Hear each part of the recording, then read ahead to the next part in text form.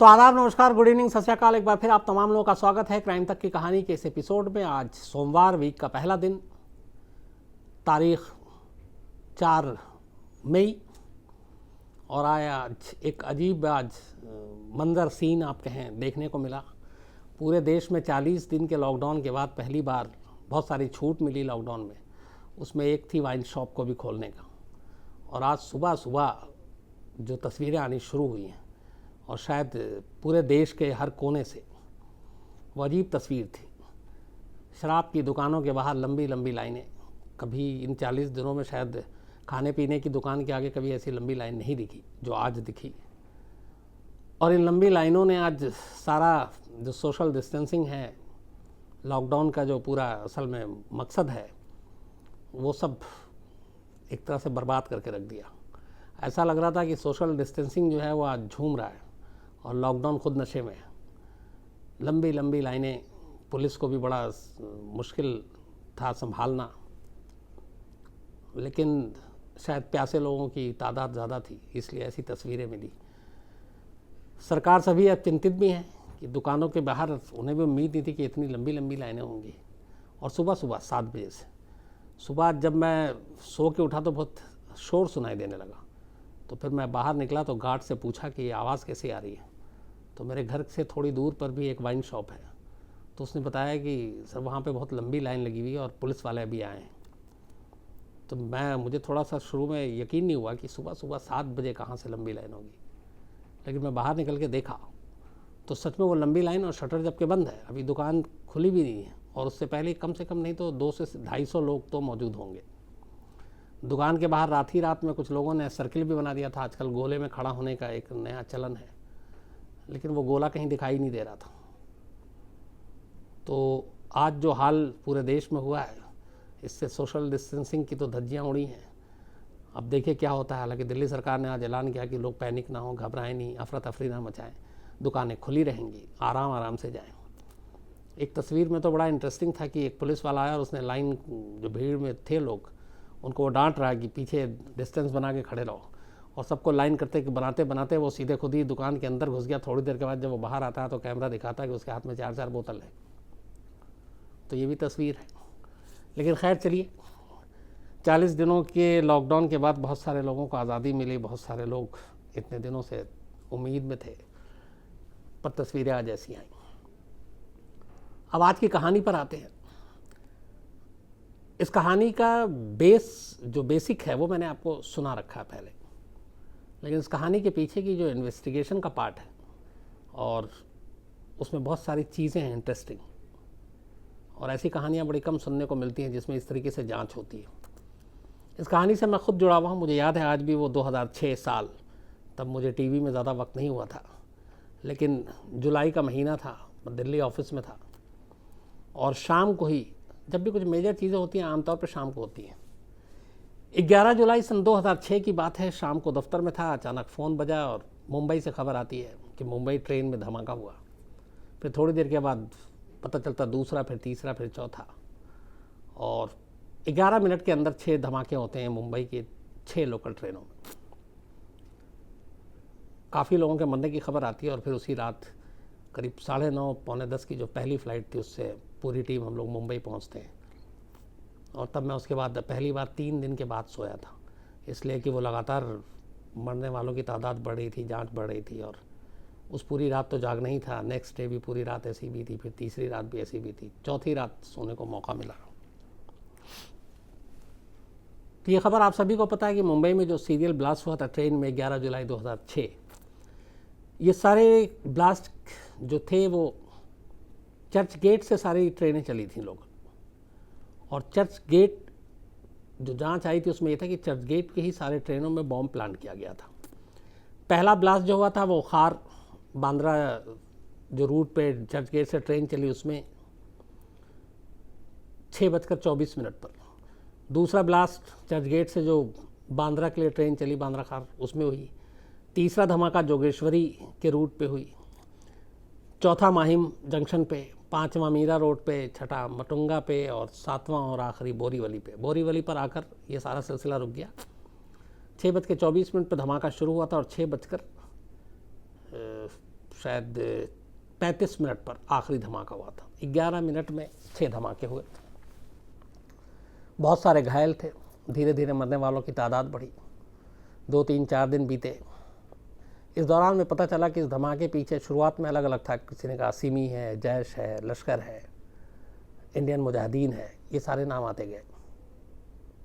Police जांच कर रही थी और ये मामला जो कि टेररिज्म का था, तो मुंबई एटीएस को इसकी जांच सौंपी गई, एंटी टेररिस्ट स्क्वाड को। एंटी टेररिस्ट स्क्वाड ने इसकी जांच शुरू की। कोई सुराग कुल्लू नहीं मिल रहा था। 6 के 6 रेलवे स्टेशन जहाँ पे धमाके आते हैं, यहाँ मैं खुद भी गया था, वहाँ से सारी रिपोर्टिंग की थी। तो इन सारे जगहों पे मौका वारदात से सारे सबूत और जांच उठाने का काम शुरू हुआ। वक्त बीता। उस वक्त करीब 5-6 दिन हो गए थे। कुछ सीरियस जो गंभीर रूप से घायल थे उन्होंने भी दम तोड़ा। पुलिस के सामने कुल 181 लाशें आईं, 181। 700 से ज़्यादा घायल थे। जो घायल थे उन सब की शिनाख्त हो गई। जो मरने वाले थे 181, उनकी भी एक एक करके शिनाख्त शुरू की गई। लोग खुद भी अपनों को ढूंढने के लिए जो घर नहीं पहुंचे थे इस धमाके के दिन, उसके बाद पुलिस के पास पहुंचने लगे। धीरे धीरे वक्त बीता। पुलिस ने 181, 181 में से 180 लाश को आखिरकार आइडेंटिफाई कर लिया, पहचान कर ली कि ये 180 लाशें इनकी है। एक लाश ऐसी बची जिसकी शिनाख्त नहीं हो रही थी, जिसका पहचान नहीं हो रहा था। शुरू में पुलिस को लगा कि शायद कोई ऐसा शख्स, बहुत सारे लोग मुंबई में मजदूरी करने आते हैं, इधर से आते, कई अकेले होते हैं, तो ऐसा होगा। लेकिन उस लाश की एक ख़ास बात यह थी कि बुरी तरह से, एक तो उसके धमाके में लाश की हालत ख़राब हो गई थी, चेहरा जला हुआ था और चेहरा बुरी तरह से, एक तरह से पहचान के लायक नहीं था। पुलिस ने लाश की तस्वीर ली, शिनाख्त करने की कोशिश की। इधर उधर वक्त बीतता गया, शिनाख्त हो नहीं रही थी। इस दौरान में पुलिस को पोस्टमार्टम रिपोर्ट भी मिला। उस पोस्टमार्टम रिपोर्ट और बाकी चीज़ों को देखकर जो पोस्टमार्टम रिपोर्ट में कहा गया था कि उसके दांत को देखा गया और कहा गया कि ये जो भी शख्स था मरने वाला, ये पान मसाला गुटखा बहुत खाता था, क्योंकि उसके दांत से पता चला। तो एटीएस को ये लगा कि ये नॉर्थ इंडिया के किसी मजदूर की लाश हो सकती है, जिसके घर वालों को उसके बारे में खबर नहीं है। हो सकता है वो अकेला हो और इसीलिए कोई सामने नहीं आ रहा। लेकिन फिर भी इस लाश को ऐसे ही नहीं छोड़ा जा सकता था, क्योंकि कई बार कई चीज़ें ऐसी होती हैं जो आपको पूरे साजिश का सुराग दे जाती हैं। तो एटीएस के पास जब ये मामला पहुंचा, एटीएस ने 180 आइडेंटिफाई लाशों को देखा। एक लाश इकलौता है जो पहचान में नहीं आ रही, और ये लाश खार स्टेशन से बरामद हुई थी, ट्रेन में, जहाँ पे एक खार में ब्लास्ट हुआ था। उधर कुछ लोगों को पुलिस ने पकड़ा इस दौरान में, जांच के दौरान करीब 15 लोगों को गिरफ्तार किया। उन 15 में से 12 ऐसे निकले जो पुलिस ने दावा किया कि ये खुद बॉम्ब ट्रेन में रखने के लिए गए थे, प्लान करने वाले ये थे, मतलब असली बॉम्ब रखने वाले। लेकिन इससे पीछे की साजिश उन्हें भी नहीं मालूम था। उनको काम दिया गया था, बॉम्ब रखना था, इतने इतने बजे यहाँ रखना था, टाइमर फिक्स था, सारे ब्लास्ट 11 मिनट में होने थे, हर ट्रेन चर्च गेट से ही रवाना होनी थी। ये सारी चीज़ें जानकारी थी, लेकिन इसके पीछे का मास्टरमाइंड और बाकी कौन है ये जानकारी नहीं मिल रही थी। और 181वीं जो लाश थी उसकी शिनाख्त नहीं हो रही थी। तो जब पुलिस ने हर तरफ पोस्टर और ये छपवाने के बाद दिखाया और कोशिश की कि एक कोई एक और लाश है, बहुत सारे लोग आए जिन पहचान करने के लिए, गुम थे वो, लेकिन किसी ने पहचाना नहीं। एक तो लाश का चेहरा ही बिगड़ा हुआ था, जैसा मैंने आपको बताया। कुछ के जो पहचानने के लिए आते थे उनके घायलों में मिल गए। तो आखिर में एटीएस को लगा कि इस 181वीं लाश को एक बार ज़रूर परखना चाहिए, क्योंकि हो सकता है ये किसी विक्टिम का ना हो, बल्कि साजिश करने वालों का हो। यह हो सकता है बॉम्ब रखने वालों में से कोई हो। जिन लोगों को पुलिस ने गिरफ्तार किया था, जो बॉम्ब प्लान करने वाले थे, उनको भी वो लाश दिखाई गई, उसकी कुछ तस्वीरें खींची थी वो भी दिखाई गई, लेकिन वो पहचान नहीं पाए। धीरे धीरे वक्त बीता। तब एटीएस ने फैसला किया कि ये जो लाश है इसको फॉरेंसिक साइंस के पास भेजेंगे और कोशिश करेंगे कि वो किसी तरीके से इसकी पहचान कर सके। अब मुश्किल ये है कि लाश है लेकिन चेहरा नहीं है, और बिना चेहरे के उस शख्स की पहचान करनी है, और उस शख्स की पहचान करने के बाद इस साजिश के सुराग को ढूंढना है। तो मुंबई एटीएस के सामने चुनौती ये थी कि एक ऐसी लाश की शिनाख्त करनी है जिसका नाम, पता, बाकी चीज़ें तो छोड़िए, चेहरा भी नहीं है। अब चेहरा लाया कहाँ से जाए, क्योंकि चेहरा बर्बाद हो चुका धमाके में। तो पुलिस अपनी कोशिश करती है। फिर ये होता है कि इसको फॉरेंसिक के एक्सपर्ट जो हैं उनसे कुछ मदद ली जाए। अब ये सारी बातचीत चल ही रही थी कि इसी दौरान में एटीएस को खबर मिलती है कि मुंबई के एंटॉप हिल में इस ट्रेन सीरियल ब्लास्ट से जुड़े हुए कुछ सस्पेक्टेड लोग टेररिस्ट हो सकते हैं।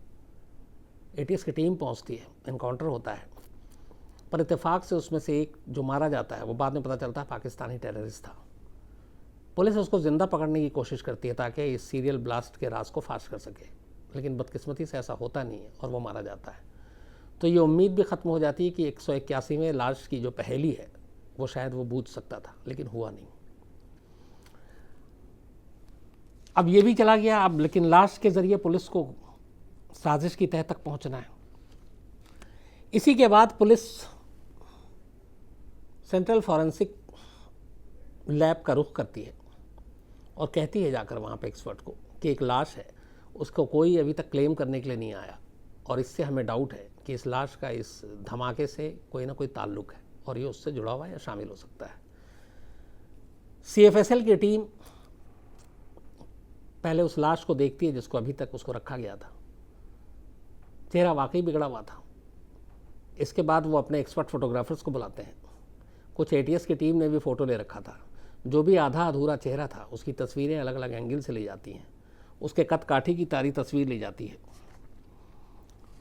और अब जो है उस तस्वीर और उसके ज़रिए पुलिस को उसकी शिनाख्त करनी थी और पता करना था कि ये बंदा है कौन। काम मुश्किल था, लेकिन फॉरेंसिक की टीम ने ऐसा कई काम किया जिसमें बिना किसी चेहरे के शख्स के, जिसका चेहरा नहीं है, उसको चेहरा दिया है और उस चेहरे के ज़रिए उसकी असलियत तक पहुंची है। फेशियल रेस्टोरेशन एक टर्म है जो साइंस में है, और इसके ज़रिए जो फेशियल रेस्टोरेशन है, इसके ज़रिए चेहरे को एक तरह से बनाने का काम किया जाता है उसकी बाकी चीज़ों को देखकर। तो छोटी सी छोटी चीज़ें लेकिन इसमें बड़ा मैटर करती हैं। फॉरेंसिक टीम ने फेशियल रेस्टोरेशन के ज़रिए इस गुमनाम 181वीं लाश के चेहरे को चेहरा देने का फ़ैसला किया, लेकिन उसके लिए बहुत सारी चीज़ें चाहिए थी।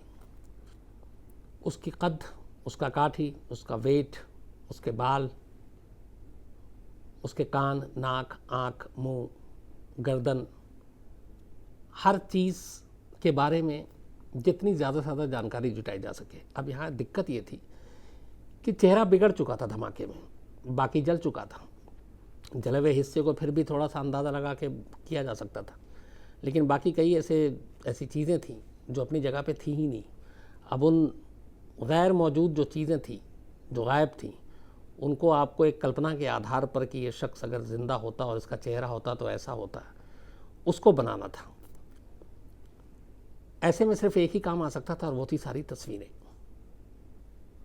सारी तस्वीरों को जो खींचा गया अलग अलग एंगल से, उसको लिया गया। उन तस्वीरों और उस लाश की कदकाठी को हिसाब से सामने रखते हुए अब फॉरेंसिक एक्सपर्ट ने चेहरा बनाने का काम शुरू किया, और वो ये मान कर कि अगर ज़िंदा होता तो इसका चेहरा ऐसा होता, इसका चेहरा ना जला होता तो इसका चेहरा ऐसा होता। तो हर चीज़, चाहे वो आँख हो, भवें हो, नाक हो, कान हो, उसके हिसाब से, यहाँ तक कि जो दांत होता है उस दांत की निशानी के तौर पर उस दांत से भी पता चलता है कि इसका मुंह का आकार क्या होगा, मुंह कैसा होगा। तो ये सारी छोटी छोटी चीज़ों को रखकर चेहरा बनाने का काम शुरू होता है। और अब कम से कम ये था कि नाम, पता, पहचान अभी तक जिसकी नहीं है, अगर वो एक चेहरा मिल जाए और चेहरा एकदम वाकई वैसे ही हो जैसा वो मरने से पहले था, तो एक बहुत बड़ी कामयाबी होगी। ATS के लोग दिल थामे फॉरेंसिक साइंस की तरफ से नतीजे का इंतज़ार कर रहे थे। केस बड़ा था, दबाव भी था, धीरे धीरे कुछ लोग गिरफ्तार भी हो रहे थे, लेकिन 181वीं लाश के ज़रिए कुछ और चीज़ें जानकारी मिल सकती थी, और इसीलिए सारी कोशिश जो है वो इस लाश को चेहरा देने की थी। फेशियल रेस्टोरेशन की तकनीक के ज़रिए काफ़ी कोशिश के बाद एक चेहरा बनता है और वो चेहरा एटीएस को दिया जाता है। एटीएस उस चेहरे को देखती है और लगा था कि एटीएस के पास अपना भी पूरा एक डेटा बैंक होता है सस्पेक्टेड टेररिस्ट अलग अलग ग्रुप के। तो चेहरे को वो अपने डेटा बैंक के बाकी चेहरों से मिलाने की कोशिश करती, शायद किसी पुराने फाइल में मिल जाए, नाकाम रहती है। जो चेहरा फॉरेंसिक डिपार्टमेंट ने बना कर दिया था वो मुंबई पुलिस या एटीएस के कहीं भी किसी रिकॉर्ड में नहीं था। तो ये पता चला कि ये शख्स मुंबई का नहीं है। इसके बाद अलग अलग स्टेट को भेजा गया और पूछा गया कि आपके किसी रिकॉर्ड में ये चेहरा है। अलग अलग स्टेट्स ने भी उस चेहरे को देखा, अपने रिकॉर्ड से मैच किया, वो चेहरा नहीं मिला। पुलिस ने पोस्टर बनाए, मुंबई में जगह जगह वो पोस्टर छपवाए। उसके बाद इंतज़ार करती रही कि शायद कोई कॉल करे। कोई कॉल नहीं आया। एटीएस की परेशानी बढ़ती जा रही थी। इतना सारा वक्त लग गया था इस 181वीं लाश का सच जानने के लिए कि पहले तो बिना चेहरे के चेहरा बनाना, फॉरेंसिक के पास इतना सारा मेहनत काम, और अब एक चेहरा है तो उसका कोई नाम लेवा नहीं है, कोई ऐसा नहीं है जो सामने और कहे कि मैंने उसको देखा है। तो एक तरह से मायूसी हाथ में थी और लगा कि एटीएस को इससे कोई फ़ायदा नहीं होगा। एक दूसरा डाउट ये भी था कि चूँकि बिना चेहरे वाले को एक चेहरा दिया जा रहा था तो हो सकता है 100% वो चेहरा मैच ना किया हो और ये चेहरा कुछ गलत बन गया हो और उस चेहरे से मिलता जुलता कोई हो नहीं। ये सारी चीज़ें चल रही थी। पुलिस इंतज़ार कर रही थी किसी इसका कि कहीं से कोई जानकारी मिले। अपने सोर्सेज नेटवर्क के ज़रिए वो जो बाकी ग्रुप है, गैंग है, उनसे भी उस चेहरे का सच जानने की कोशिश करती रही, लेकिन नाकामी हाथ मिलती रही। इसी दौरान में कुछ सस्पेक्टेड टेररिस्ट को पुलिस ने पकड़ा था, एटीएस ने। और ये लोग होते हैं, जो टेररिस्ट होते हैं आमतौर पे बड़े घाघ होते हैं, जो हम लोग पहले पिक्चर में और इसमें देखते थे कि पुलिस के टॉर्चर, डंडा पीटने से सब मुंह खोल देते। अब ज़माना गया। अब इन लोगों की ट्रेनिंग का पार्ट होता है कि आपको कोई कितना भी टॉर्चर करेगा तो आप अपना मुंह नहीं खोलेंगे, और उनको ट्रेनिंग के दौरान हद से ज़्यादा टॉर्चर से गुजारा भी जाता है। तो ऐसे ही कुछ लोग थे जिनको एटीएस ने पहले टॉर्चर के ज़रिए बाकी सच उगलवाने की कोशिश की, लेकिन क्या मजाल जो वो मुंह खोल दें। तो फिर कोर्ट में तो एडमिसिबल नहीं है, लेकिन कई बार कुछ क्लू दे जाते हैं। ऐसे लोगों का नार्को टेस्ट और बाकी इस तरह के जो साइंटिफिक एक्सपेरिमेंट है वो ज़रूर करती है पुलिस। तो ऐसे ही एक टेररिस्ट था जिसका नार्को टेस्ट हुआ था, और उस नार्को टेस्ट के दौरान में, बल्कि उससे पहले भी ये तस्वीर दिखाई गई जो फॉरेंसिक वालों ने बनाया था, और उस तस्वीर को दिखा के उससे पूछा गया। उसने साफ मना कर दिया कि मैं इसको नहीं जानता।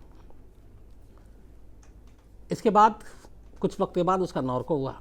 नार्को टेस्ट के दौरान चूँकि पहले से सवाल दिए जाते हैं, वो सवाल दिए गए एक्सपर्ट्स को जो नार्को करते हैं, और उस सवाल के दौरान में फिर बाकी सवाल के बीच में अचानक ये सवाल पूछा जाता है और कहा जाता है कि ये एक तस्वीर तुम्हें दिखाई थी और ये जो भी उन्होंने उस वक्त कहा था तो उसको तुम जानते हो।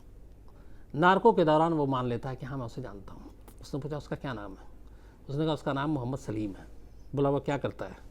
बोला मैं उसके बारे में बहुत ज़्यादा नहीं जानता, वो हाल में ही पाकिस्तान से आया था और इसी मकसद से आया था। अब इतनी जानकारी नार्को के दौरान में एटीएस को मिल गई। इसके बाद अब एटीएस बाकी लोगों के ज़रिए उसके सच को खंगालती है, और आखिरकार तफ्तीश करते करते पता चलता है कि वो लाहौर का मोहम्मद सलीम नाम का लड़का था। कुछ और साथियों के साथ मुंबई में इसी टेररिस्ट एक्टिविटी के लिए उसको भेजा गया था, ट्रेन में ब्लास्ट करने के लिए। कुछ लोगों का काम था प्लान करना, कुछ लोगों का काम था इंतज़ाम करना, कुछ लोगों का काम था बैकअप टीम। सलीम उन लोगों में एक था जिसको 11 मई को 60 ट्रेनों में बॉम्ब रखना था, और इसको जो काम दिया गया था वो दिया गया था कि चर्चगेट से जो खार के लिए ट्रेन चलेगी उसमें तुम्हें बॉम्ब रखना है। इसने खार में बॉम्ब रखा। बाकी सबके एसी फर्स्ट क्लास के कूपे में रखा गया था क्योंकि उसमें आराम होता है चढ़ने और इसमें। सलीम जो है ये ट्रेन में जब चढ़ा तो उसको बॉम्ब रखने के बाद बाकी जो बॉम्ब के प्लांटर थे उनको नेक्स्ट स्टेशन पे उतर जाना था। ये चूँकि पाकिस्तान से आया, रैकी सारा किया था इसने, लेकिन इसे इतना तजुर्बा या आइडिया नहीं हो पाया। ये बॉम्ब रखने के बाद थोड़ा सा नर्वस था, एक तो कि रख के जाऊं और कुछ लोगों की नज़र पड़ जाए और कहेगी ये सामान या टिफ़िन बॉक्स क्यों छोड़ के जा रहा है, तो उसे एक ये भी डर था। तो वो खड़ा हुआ था कि किसी की नज़र मेरे ऊपर ना हो तो मैं उतरूँ। इस चक्कर में कुछ स्टेशन निकल गए। उसके बाद जब उसे लगा कि अब उतर जाना चाहिए, क्योंकि टाइमर उसे मालूम था बॉम्ब में क्या फिट है, और धीरे धीरे वक्त नज़दीक आ रहा था ब्लास्ट होने का, लेकिन तब तक भीड़ बढ़ती गई, और भीड़ इस कदर बढ़ गई कि वो ट्रेन से उतरने की कोशिश करने के बावजूद उतर नहीं पा रहा था। आखिर में वो छटपटाने लगा था लगभग निकलने के लिए, लेकिन वो उतर नहीं पाया, और टाइम हो गया ब्लास्ट का। तय वक्त के हिसाब से उसमें धमाका हो गया, और धमाका हुआ, उस धमाके की जद में सलीम भी खुद आ गया और वो भी मारा गया। चूँकि वो सबसे बॉम्ब के करीब था, इसलिए उसकी लाश की हालत बहुत ख़राब थी, चेहरा बिगड़ चुका था, और उन्हीं लोगों की, जो बहुत सारे बेगुनाह और मासूम लोग थे उस बोगी में, उसमें से एक लाश इसकी थी, जो 181वीं लाश थी। इस सलीम का सच तो पुलिस को पता चला, लेकिन धीरे धीरे बाद में उस वक्त साजिश का खुलासा नहीं हुआ। लेकिन इससे एक चीज़ लिंक जो इस्टेब्लिश साबित हुआ, वो ये कि सलीम पाकिस्तानी था, और इस मुंबई सीरियल ब्लास्ट में ट्रेन के पाकिस्तान का रोल था, पाकिस्तानी आतंकवादी संगठनों का रोल था। ये साबित होने में काफ़ी मदद मिली, और फिर बाद में खैर पूरा खुलासा ही हो गया। उसके बाद मुकदमा चला, बहुत सारे लोगों को सज़ा हुई, और इसमें जो जो लोग शामिल थे उनका भी खुलासा हो गया। लेकिन जिस तरीके से 181 लाशों में से 180 लाशों की शिनाख्त हुई और एक की नहीं हुई, और उस एक लाश को लेकर पुलिस किस तरीके से अपनी जांच करती है, दोनों पहलू को रखकर, कि ये पीड़ित भी हो सकता है मरने वाला, जिसकी पहचान नहीं हो रही है। बहुत सारे इस दुनिया में ऐसे लोग हैं जिनका आगे पीछे कोई नहीं है, अकेला है, या कोई ऐसे हो सकते हैं बहुत गरीब घर से आया, कहीं दूर दराज से आया, और उसका घर वालों को पता ही नहीं है कि ज़रूरी नहीं है कि दूर दराज के गाँव में कोई अखबार पढ़े, TV देखे, या धमाके की खबरें मिले। तो ये सब भी चीज़ दिमाग में पुलिस के चल रही है। लेकिन फिर एक सवाल भी उठ रहा कि नहीं, अगर ये 181वां पहचान में नहीं आ रहा, कोई अभी तक ढूंढने नहीं आया, तो हो सकता है कि ये फिर अक्यूज्ड हो, आतंकवादियों में से एक। और वही हुआ, एक बिना चेहरे के की लाश को एक चेहरा दिया गया, और उस चेहरे के ज़रिए उसकी पहचान होती है, और उस पहचान के ज़रिए उस मुल्क का नाम सामने आता है जो इस आतंकवादी गतिविधि में शामिल था। तो ये पुलिसिया जांच की एक कहानी थी, और अपने आप में वही कहते हैं कि अगर आप हिम्मत ना हारें, और आपको मायूसी भी हो, नाकामी भी हो, लेकिन आप अपनी जांच और काम में बढ़ते रहें, तो एक दिन कामयाबी ज़रूर मिलती है। अब मैं कहानी ख़त्म करूं उससे पहले, अमृता सिन्हा है, क्राइम तक फैमिली की मेंबर हैं। इनके पेरेंट्स रांची गए थे, इनके ग्रैंड पेरेंट्स में से किसी की डेथ हो गई थी, और इन्होंने मेल लिखा था कि अब रांची में ही सब फंसे हुए हैं, उनको वापस आना है, किस तरीके से आएँ। तो अमृता जी, यही कहूँगा कि ऐसे बहुत सारे केसेस, बहुत सारे हम लोग के जानने वाले भी जो इस दौरान में ऐसे हादसे हुए जिनमें किसी की मौत हो गई, वो लोग गए। तो उसके लिए आपको बड़ा आसान सा एक तरीका है कि आप रांची में जो भी DM हैं, जिस इलाके में आप रहती हैं उस जोन के, उनको अगर आप सिर्फ ये बता दें जाकर कि ऐसे ऐसे हम लोग यहाँ आए थे क्योंकि एक डेथ हो गई थी फैमिली में, तो वो एक लेटर पे, या आप अगर लेटर लिखें हमें वहाँ जाना है, तो वो स्टैम्प लगा के साइन करके दे सकते हैं। तो उसको अगर एक से ज़्यादा स्टेट बीच में इन्वॉल्व है, जैसे रांची से आपको बिहार या फिर UP, तो वो सारे जगह मान होगा, क्योंकि वो लिख देंगे ऐसा, क्योंकि ये मजबूरी है। तो आप एक बार उस इलाके के DM से ज़रूर संपर्क कर लें। इसके अलावा एक हमारी क्राइम तक की फैमिली की बुज़ुर्ग मेंबर हैं आरती आनंद जी, लगातार कहानियाँ सुनती हैं, और आज उनका जन्मदिन है। तो हैप्पी बर्थडे आरती जी, और प्रणाम, और आप हमेशा अच्छी रहें, ऊपर वाला आपको लंबी उम्र दे। इनकी बेटी पूजा आनंद ने ये भेजा था, बताया था कि आज इनका बर्थडे, और ये दोनों साथ बैठ के कहानियाँ सुनती हैं। शिवम कुमार और रमेश चंद्र वंशी जी हैं, इन लोगों ने भी कहानियों के बारे में लिखा है। सूर्यवीर सिंह राज पुरोहित है, इनका 30 अप्रैल को बर्थडे था और हम भूल गए शायद। तो सूर्यवीर सिंह जी, आपको बिलेटेड हैप्पी बर्थडे। पूरी क्राइम तक की फैमिली ऐसी रहे, अपनी बातें आप लोग शेयर करते रहें जो भी, और अपना ख्याल रखें। लॉकडाउन का अब तो चूँकि बढ़ गया है, तो 17 मई तक, इंशाल्लाह 17 मई के बाद सब अच्छा हो, यही दुआ है। तो अपना ख्याल रखिए, अपनों का ख्याल रखिए, अच्छे रहिए। Thank you very much.